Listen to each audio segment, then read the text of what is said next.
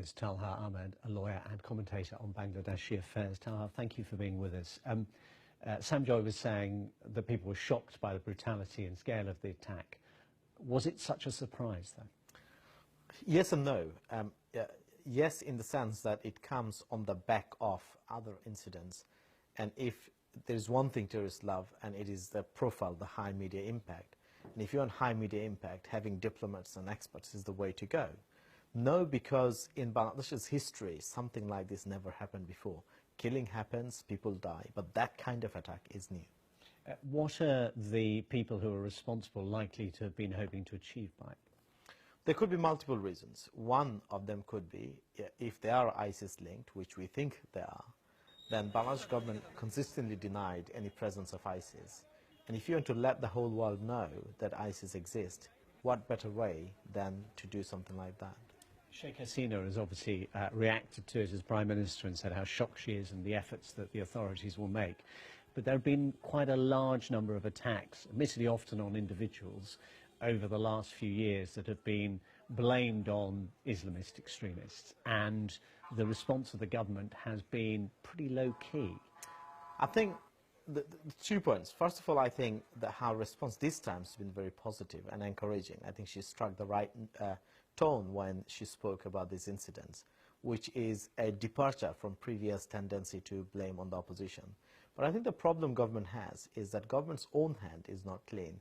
In the last 6 months alone, nearly 100 people died in the hands of law enforcement agencies. There's been every month on average 400 to 500 murders, none of which are brought to justice, and most of them are politically motivated.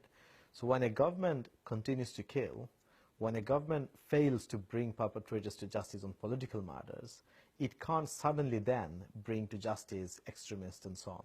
And that is a point that I have long argued in many different forums, is that the international community has a huge responsibility to hold Bangladeshi government to account. And presumably it's more likely to now that its own nationals have been killed. Well, I hope so, because what yesterday's incident shows is that whatever happens in Bangladesh, we in the West are not immune. I mean, in those restaurants, it could be your friend, my friend, our relatives, colleagues who are serving or doing business in Bangladesh. So it shows that we are not immune from it. But more importantly, because the space for dissent in Bangladesh has narrowed so much, it is more important and incumbent upon us than ever before that we hold this government to account. And are you worried that this will be used as an opportunity to round up more political opponents? I mean, what's been the recent evidence to justify that fear?